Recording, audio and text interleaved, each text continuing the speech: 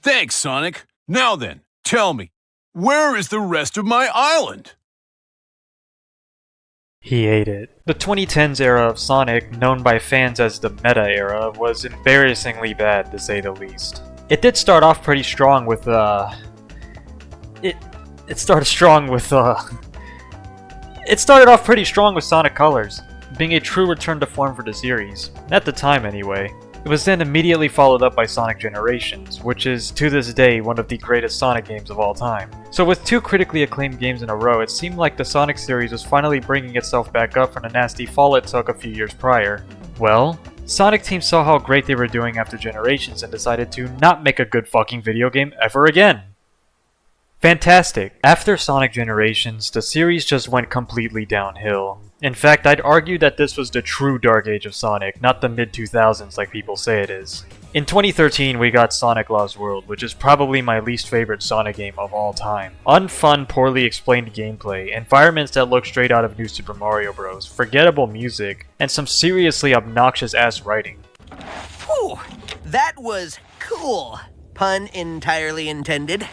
Then immediately after, we got 3 whole ass years of Sonic Boom Purgatory that just never took off like Sega wanted it to, and goddamn, I just could not muster a single bone in my body to give a shit about this era. But it's all good because in 2017 there was a single spark of light with Sonic Mania, which was an overall good video game. But by this point in time, I'm sure everyone was getting sick of the nostalgia pandering by adding Green Hill and Chemical Plant in every game. And unfortunately, only 4 out of the 12 zones in this game are new, which kinda made it hard for me to call this game truly great. It's unfortunate because this game is a blast to play otherwise. But whatever hope that Sonic Mania evoked in me at the time of its release does not matter, because it was immediately followed up by Sonic Forces, by far one of the worst and creatively bankrupt games I've ever played. Completely bare-bones level design with reused level assets for the 14 billionth time, as if we didn't literally just get a game with Green Hill and Chemical Plant a few months prior, paired with a horribly written story that is an amalgamation of everything wrong with the 2010s of Sonic. At this point, I was over the whole shit. I didn't care to check out Team Offline Racing. The Sonic Colors remaster looked ugly as hell and was literally giving people seizures with how broken it was at launch. And then Sonic Frontiers was shown off to the public and it looked fucking terrible. It looked like an Unreal Engine Sega hired this man fan game with the most abysmal pop-in I've ever seen in a video game. And not only does this game reuse level aesthetics, again, but this time they're straight up just reusing whole ass level designs from Sonic Adventure 2 Unleashed and Generations. This game just didn't leave a good impression to me pre-launch. So with all that being said, Sonic Frontiers eventually came out, and to my surprise, it was actually somewhat decent. I mean, sure, the game is ass ugly and unpolished as hell, but like, I low-key had a lot of fun with it. Sure, it wasn't perfect by any means, but I saw a lot of potential in the open zone formula. After I finished Frontiers, all I was thinking about was that if they stuck with this gameplay formula for the next game while improving upon it, we could have something truly special. And to my surprise, that's exactly what they did. Sonic and Shadow Generations is one of the greatest Sonic games I have ever played in my entire life. In my entire playthrough of Shadow Generations, I was deadass smiling ear to ear over how good this shit actually was from start to finish. There's so much I want to say about this game that I don't even know where to begin with it. But before I do, I want to very briefly go over the changes that were made to Sonic Generations, since I feel like they're worth mentioning. Thankfully, this is just a straight up port of Sonic Generations gameplay wise, just with better performance and some quality of life adjustments. No fucked up visuals, just the same great game from 2011 with a few additions that are overall pretty harmless. You can change the control scheme to be like either Frontiers or Generations. You actually have more than one save file this time. And now both Sonics have a drop dash, which didn't surprise me in the slightest. There's also now 3 Chao you can collect in every stage, but don't get your hopes up. There's no Chao Garden in this game, they're just a new collectible. However, the most notable change to Sonic Generations is the redubbing of the cutscenes. Now I will say that for the most part this is pretty whatever, as the story of Sonic Generations wasn't all that good to begin with, let alone existent. My only real gripes with the rewrites is that a lot of the returning voice actors deliver their lines slightly worse than in the original. Dr. Robotnik! Nobody calls me that anymore. Dr. Robotnik? Nobody calls me that anymore. And that there's an unnecessary line about the time stones in one of the scenes, but that's about it. I know Rouge's design was slightly tweaked to be less revealing, and Amy is a lot less obsessed with Sonic, which people took as her crush on Sonic being retconned when, if you just, play the game, you'll see that it's still there, it's just not as forward as it used to be. But of course, as soon as alt-right Twitter grifters caught wind of this, they immediately started having a meltdown about how Sonic has gone woke or some bullshit. What's this? They slightly censored Rouge's design? How am I supposed to play a Sonic game if I can't jerk off to Rouge? They don't seriously expect me to accept this utter woke madness, do they? The West has fallen! But besides that, overall, this is just Sonic Generations through and through. Which, I mean, hey, if it ain't broke, don't fix it. But with all that out of the way, I think it's finally time to talk about Shadow Generations, because goddamn, I've been wanting to nerd out about this game ever since I beat it. Before I start talking about the game, however, I want to give a spoiler warning to anyone who hasn't finished the game yet. This game isn't super deep or anything, but for a fan of the series like me, I really don't want to ruin any of the cool moments for someone. So this is your final warning to finish the game before proceeding with the video. Now that that's all the way, let's finally get into it. The game starts off during Sonic's birthday party. Rouge is there communicating remotely with Shadow, who is currently on the space colony Ark, as Gun is detecting a weird energy reading from it. And with that, our first level ensues. Right off the bat, you'll notice that contrary to Sonic Generations, which takes its gameplay style from Sonic Unleashed, Shadow Generations plays a lot more like the cyberspace stages in Sonic Frontiers. Now, a sentence like that would probably send a chill down your spine, which I get, because it would probably have me worried about the way this game plays too. But fear not, as I can say with full confidence that the action stages in Shadow Generations are basically, what if cyberspace was actually fucking good? Shadow just feels great to control. There's absolutely no jankiness to it whatsoever. Making turns, boosting, jumping off of inclines all feels incredibly responsive and fun to do. And the end lag of the homing attack has been significantly reduced. Thank God. I'm not really sure how to describe it, this game just feels amazing to play. Shadow isn't just a copy-paste of Sonic Frontiers Sonic though, as he has abilities unique to him in this game that only he can use. I'll be going over these abilities one by one as they're unlocked throughout the game, but at the start, Shadow has Chaos Spear, which can be used to stun enemies and activate certain switches, and Chaos Control, which stops time briefly, allowing you to progress the stage in unique ways. An example of this is the first level of the game, where you use Chaos Control to stop these missiles that are firing at fast speeds to use them as a bridge. This is not the only example of Shadow's abilities being used in creative ways to advance through the levels, but I will say that the level design of this game is fucking incredible. Before this game came out, I was extremely worried about how the level design was going to be. I mean, we just got a game that did nothing but rip off level designs from past games, and even before that we got Sonic Forces, which was just Hallway Simulator. Thankfully, that is not the case in Shadow Generations. Every single stage in this game is brilliantly designed, not only putting your skills with Shadow's new abilities to the test, but also offering diverging pathways as a means to finding shortcuts to the end of the level. Now, I'm not saying that diverging pathways automatically makes a Sonic level good. Lost Valley and Luminous Forest had them. You gonna tell me those stages are good? I remember before Sonic Frontiers came out, there was a level that was shown off and there was a singular alternate pathway, and everyone was losing their minds like, guys, look! An alternate pathway! This game actually has good level design! Only for the cyberspace levels to be completely mid. What makes a good Sonic stage isn't just the existence of diverging pathways, but how they're implemented. That feeling of passing by a suspicious looking area off in the distance that makes you go, I want to replay this level and see where that goes. And then you do replay the level to get on that path, and it ends up being a riskier yet quicker way to get to the end, rewarding your curiosity. And I think that's what makes good Sonic level design. And thankfully, Shadow Generations delivers on this in spades. But anyway, back to talking about the first level, we start the game off on the space colony Ark. A nice choice for an opening stage, as it's literally where Shadow was born, and also serves as an important area in his game of origin, Sonic Adventure 2. Which, speaking of Sonic Adventure 2, midway through the stage, Black Doom interjects and takes Shadow to Radical Highway for a brief moment. For some reason.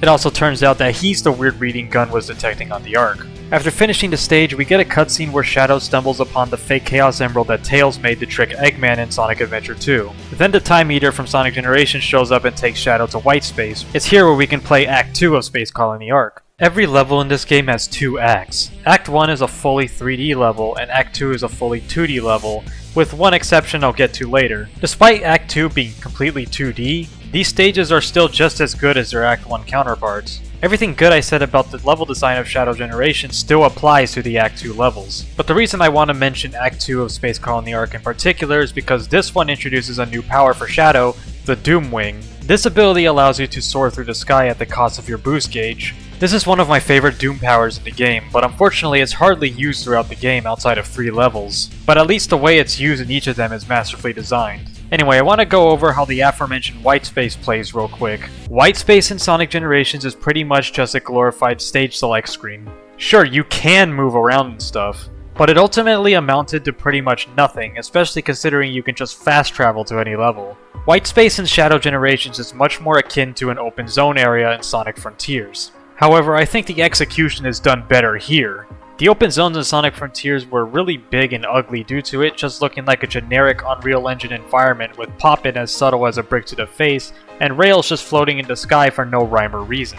Everything about Sonic Frontiers open zones just felt all over the place and inconsistent with itself. Whitespace in Shadow Generations is the complete antithesis to this, and in a good way. Firstly, it just looks better. There's much less pop-in, and the environments, while they're mostly all just white, looks visually consistent with the characters. In fact, this game overall just looks great. I'd be hard-pressed to say it looks better than Unleashed, but at least this game looks like it believably came out in the 2020s. Even the cutscenes have far better animation than any game we've gotten in the last decade or so, but I digress. Another thing I like about the open field in this game is it just feels fun to traverse through. It's not overly large and the level design feels very coherent. There's also some collectibles to be found hidden away in treasure chests scattered throughout the map. The rewards are pretty much what you expect from Sonic Generations. Some concept art and music from throughout Shadow's history. However, there are 2 collectibles that are unique to this game. Firstly, there's Shadow's history, which is pretty much a synopsis for all Shadow's roles in all the games that he's in. And then there's Gerald Robotnik's journal, which is pretty much the whole lore of Shadow's creation from the perspective of Gerald Robotnik. The journal starts off with fairly standard stuff, but it touches on some pretty cool lore like Gerald's research on Gizoids for example. The more you read this journal though, the more tragic it becomes, and combined with the somber ass music of the collection room, not gonna lie, I low-key got pretty emotional reading this. Besides all that, there's also screws scattered all over the place that you can collect to repair Orbot and Cubot's ship. I'm only mentioning this briefly because the reward is practically nothing for how tedious it is to find these screws. Lastly, there are challenges scattered throughout Whitespace that net you even more rewards for the collection room for completing them, and they're a massive step up from the, big air quotes here, puzzles in Sonic Frontiers. Anyway, after finishing the Space Colony arc, Shadow unlocks a new Doom power, Doom Spears, which allows Shadow to shoot up to 5 Chaos Spears at the same time. And this is used to unlock a door that leads to the next level of the game, Rail Canyon from Sonic Heroes. Of all the stages from Sonic Heroes they could have chosen for Shadow Generations, I think this was the best choice as it is closely connected to Shadow's character. In Sonic Heroes, it's Rail Canyon and Bullet Station where Shadow discovers a robot copy of himself, which makes him, Rouge, and Omega start to question whether the Shadow they're working with is the real Shadow that sacrificed himself to stop the Ark from crashing into Earth, or a fake copy created by Eggman. This plot point is never resolved in Sonic Heroes, but it is the main driving force behind the events of Shadow the Hedgehog. Because of how dumbed down the rail mechanics have been ever since Sonic 06, I was a little worried that this stage would be a bit boring before the game came out. But thankfully, I was wrong. This level is very solid and takes advantage of the Chaos Control ability to get onto rails before they blow up, and the Doom Spears to stun-lock enemies that are impeding your progress. Also, Black Doom interjects midway through the level by taking Shadow to Radical Highway periodically. Again. After finishing Rail Canyon, you unlock yet another Doom power, Doom Blast, which is one of my favorites in the game. Not only is this cool as hell, but this also has a lot of potential for speedrunning as you can use this ability to skip whole chunks of level design. By using this ability, you are given access to your first boss door, but much like Sonic Generations, you need keys to unlock them. And to get keys, you have to complete a set of challenges that are tied to each level and act. Honestly, I find these challenges to be much more fun than the ones in Sonic Generations, but that's likely due to the fact that there's way less of them. Once you get enough keys from completing challenges, you are now able to enter the boss door. And the first boss they have you go up against is none other than the Bio-Lizard from Sonic Adventure 2. This is an absolute no-brainer to have as a boss in a game all about Shadow's history. Not only is he literally the prototype to Shadow, but the Bio-Lizard boss fight in Sonic Adventure 2 is one of the most pivotal moments in the entire game, where Shadow stands back to take him on while Sonic and the others proceed with their mission to gather the Chaos Emeralds. The boss starts off near identical to the original, albeit a lot less clunky. As the fight goes on, however, the boss starts to have a completely new take from its original fight, with the Bio-Lizard giving himself wings made out of those weird bubble things that come out of him, or jumping on the ceiling and shooting these energy balls at you that you have to stop by using Chaos Spear and Chaos Control. It's a pretty fun boss fight all things considered, and the way Shadow deals the final blow is very cinematic and is definitely inspired from the bosses in Sonic Frontiers. Afterwards, we get a cutscene of Black Doom telling Shadow some shit like, I'm so evil, the day of reckoning is nigh, or some bullshit. And then we unlock yet another Doom power, Doom Surf. Probably the most useful one to use in white space since you will no longer be insta-killed when going in the water. Which leads us to our next stage, Kingdom Valley from Sonic 06. Shadow was debatably the main character of Sonic 06, so it makes sense that the most iconic location from that game would make an appearance here.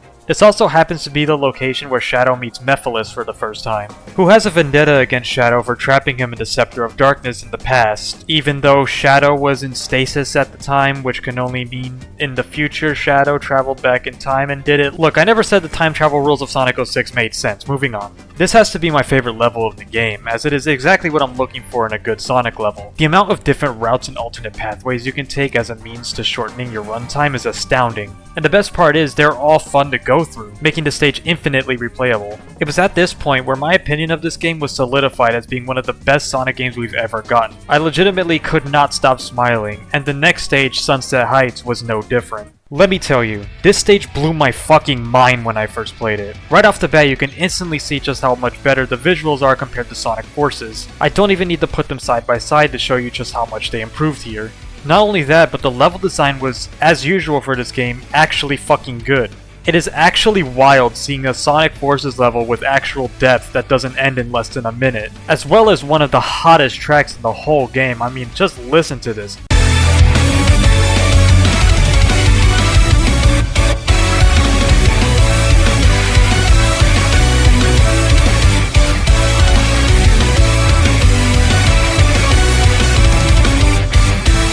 There's even this one part in the level where Shadow is grinding on top of the arm of a Death Egg robot while he's dodging the attacks of the other robots. Like, holy fuck, dude, how did they give a Sonic Forces level this much sauce? Anyway, towards the latter half of the level, Black Doom shows up and he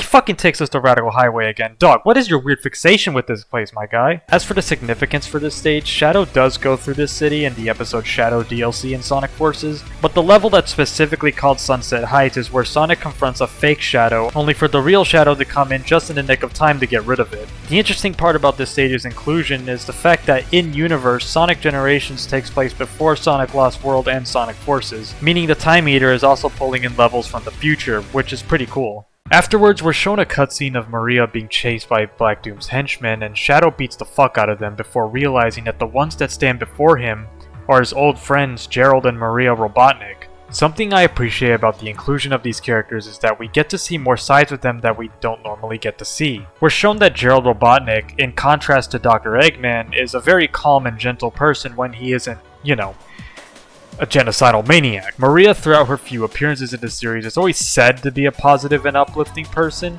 but we wouldn't know that since she's always just being dramatic in the flashbacks we're shown in the series. But here, we actually get to see Maria's positive outlook be shown to us front and center with her interactions with Shadow, and it's real nice. Especially because we get to know more about Maria and Shadow's dynamic, like the fact that apparently they went to school together and Shadow never turned in a single assignment, which I think is pretty funny. We also learned that the commander from Shadow the Hedgehog actually has a name, which is Abraham Tower. Just thought I'd mention it because I thought it was neat. But anyway, once that's all said and done, Shadow is able to take on the next boss of the game, Metal Overlord, the final boss of Sonic Heroes. Metal Sonic was pretty much Shadow before Shadow even existed, being a doppelganger of Sonic and all. But in Sonic Heroes, Metal Sonic copies Shadow's ultimate lifeform data as well as the data from Chaos to achieve his perfect form. Gameplay-wise though, it plays absolutely nothing like the original. This boss is pretty much just a test of your ability to properly use the Doom Surf power, but it's still a great boss fight nonetheless. It's also really cool seeing Shadow take on Metal Overlord and Bass by himself, when it took Super Sonic alongside Super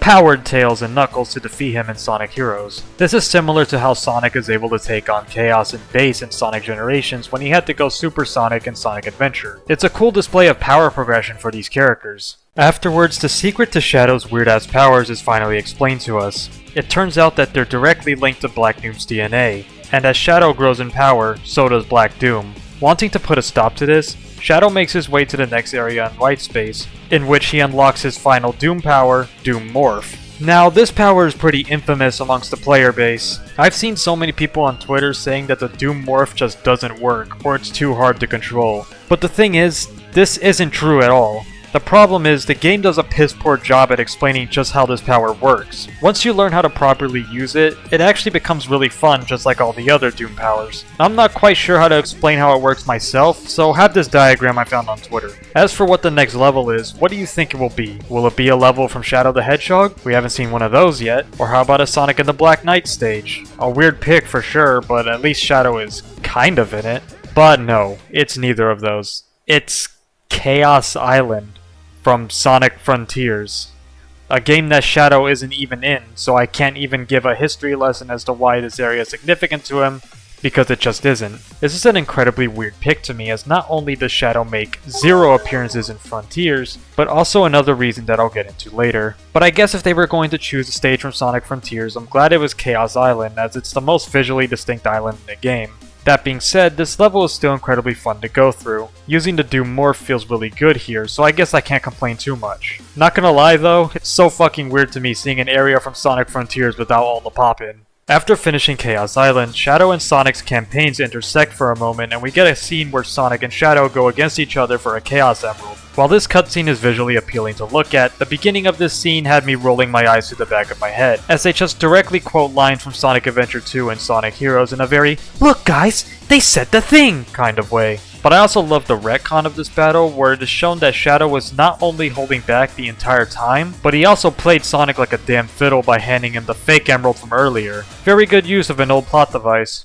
After the scene, we get access to yet another boss door, although this one is different than the others. The area surrounding it isn't just normal white space terrain, but rather actual architecture that bears a striking resemblance to the ruins of Dusty Desert from Sonic 06. And wouldn't you know it, the boss fight is against none other than Mephiles the Goddamn Dark. As I said earlier, Mephiles held a vendetta against Shadow for trapping him in the Scepter of Darkness long ago, even taking on the form of Shadow's, well, Shadow. Despite this, he constantly tries to persuade Shadow into joining his side by showing Shadow his future in which he is trapped and sealed away by Omega. In the end, Shadow stands his ground by dropping one of the hardest bars in one of the hardest scenes in the entire franchise. This part was so fucking cool to me. The fact that the area leading up to the boss blatantly looked like a location from Sonic 06, unlike the other ones which are just normal white space locations, built up a lot of tension and excitement for what's to come. Something you'll probably notice is that this place is buried deep below the depths of white space, almost as if this timeline is being hidden away to be forgotten about. And that is exactly what Mephiles is fighting for in this battle. He is attempting to bring his timeline back into existence, which I thought was a nice touch. Because as we all know, the events of Sonic 06 were erased by the end of that game. The way he says, almost makes you feel bad for the guy.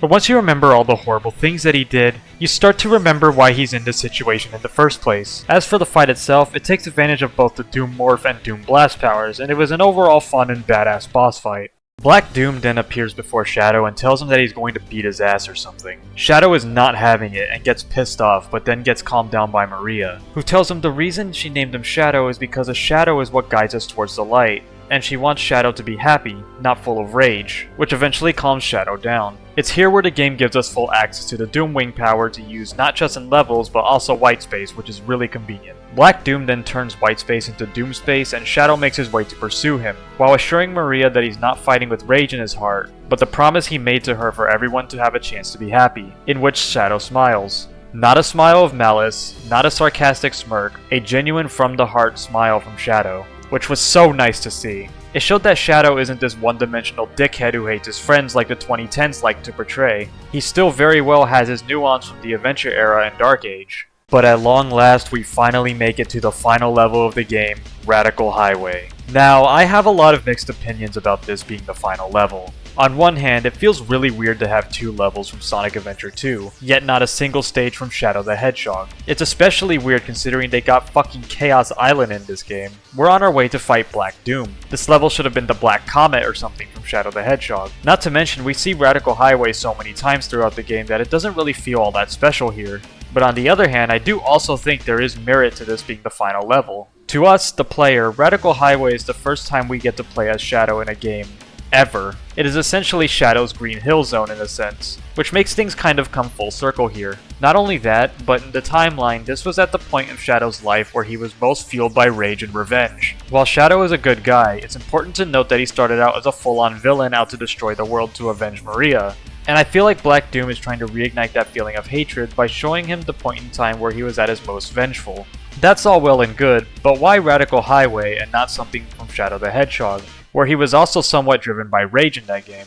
Well, I take it as Black Doom purposefully leaving out anything from Shadow the Hedgehog as a means to ignore the point in time in which he is defeated by Shadow. Or maybe I'm looking too deep into this and Black Doom just thinks Radical Highway is fucking cool. Either way, whether or not this was a good choice for a final level is entirely a taste thing at the end of the day. But one thing remains for certain. This level, just like all the others, is an absolute banger to play. And it is also really fucking hard to S-rank. In my playthrough of Shadow Generations, I made sure to get every S-rank and every collectible in every level. I do this as a means to get the most out of each level, deepening my appreciation for each one. They're definitely a lot harder here than in Sonic Generations, which basically just gave you S-ranks for free, but at most it took 3 attempts to get an S-rank on a level in Shadow Generations. But Radical Highway, without the Doom Wing, oh my fucking god, was this one of the most difficult S-ranks I've ever had to get in a fucking Sonic game, bro. Radical Highway Act 1 took me like an hour and a half to get the S-rank. It was certainly a lot harder to get the S-rank here than any other level, but it was still totally doable. No, my problem resides in Act 2 of Radical Highway, and let me tell you, this level absolutely fucking broke me. It felt like no matter how much I perfected my run and made more and more improvements, it did not matter, as my confidence would instantly be drained from my body as I gaze upon the letter A just fucking laughing at me on my display. But finally, goddamn finally, after 4 whole ass hours of hard work, I finally got that glorious S rank I so longed to see. Getting that S rank made me feel like I was the fucking man. It's this kind of ranking system I miss in Sonic games, where you truly feel like you earned that rank, you worked for that S rank, unlike Sonic Generations and Forces that basically just handed them to you for breathing at the stage funny. It was so fucking satisfying, and I hope that the ranking system continues to be challenging like this going forward. But anyways, it is finally time to take on the final boss of the game, Devil Doom, which was also the final boss of Shadow the Hedgehog. Only this fight is more of a test of your skills with the Doom powers, starting off with a Doom Surf segment, which transitions to a Doom Morph segment, then ending off with a Doom Wing segment, where Devil Doom transforms into Neo Devil Doom. This boss was pretty easy, all things considered, but unlike the Time Eater in Sonic Generations, I at least knew what the fuck was going on and it was actually fun to play. Before Black Doom is defeated, he uses Chaos Control to try and stop Shadow, but Shadow does what Jotaro did against Dio at the end of Part 3, so he fails miserably. He then desperately tries to convince Shadow to join his side one last time, but Shadow's all like, Nah, I'ma do my own thing. and then fucking kills Devil Doom. Doom Space starts to disappear, alongside Shadow's Doom powers, and Rouge shows up to remind Shadow to swap the fake emerald they gave to Sonic for the real one before he goes off to fight the Time Eater. But before that, Shadow goes to talk to Maria and Gerald, which almost makes him lose sight of his original goal, as he wants to stop this point in time to prevent them from dying. Maria insists that they go back to their timeline, however, saying one last goodbye to Shadow. This scene honestly got me all emotional. The way Shadow says, But you don't know what's going to happen. really sold me on how much these guys really mean to him. And at the very end, where Shadow and Rouge are on their way to deliver the emerald to Sonic, Shadow actually cries, which low-key made me tear up a bit too. These are just the type of emotions we haven't had in a Sonic game for a long while, you know? It was really nice to see, cringy line read from Rouge notwithstanding. And with that, Shadow Generations ends. It's now up to Sonic to defeat the Time Eater. Shadow Generations is pretty badass. It is unironically my game of the year for 2024, though I still haven't played Metaphor yet, so I guess that's subject to change. But this is the best 3D Sonic game we've gotten since, well, Sonic Generations. God, that's kinda sad to say when I say it out loud. The way it is able to take the core fundamentals of Sonic Frontiers and take it to the next level to deliver an incredibly fun experience, with expertly crafted level design, cutscenes that are actually fun to watch, and a story that had heart and conviction behind it without the corny-ass writing from the meta era. Literally my only complaint about this game is that it's too short, and that I wish there was more levels. And I think that's the best complaint you can have about a Sonic game. Now I know I'm a bit of a hypocrite for glazing Shadow Generations so much, when I just said earlier that it's hard for me to call Sonic Mania great due to its reuse of old levels. But I'm willing to accept it here one last time, since this is the first truly great 3D Sonic game we've gotten in a long while. All I want for the series going forward is to keep this up. Keep on evolving the gameplay elements from Sonic Frontiers and Shadow Generations, and continue having competent writers on board while continuing to take these aspects to the next level each time. And hopefully next time, we'll have a Sonic game that does all of this, while also having a completely unique lineup of locations. The nostalgia pandering has been going on for 13 years in a row at this point. Here's hoping that it officially ends here. But as things are now, one thing is for sure. Shadow Generations is the new gold standard for the Sonic series.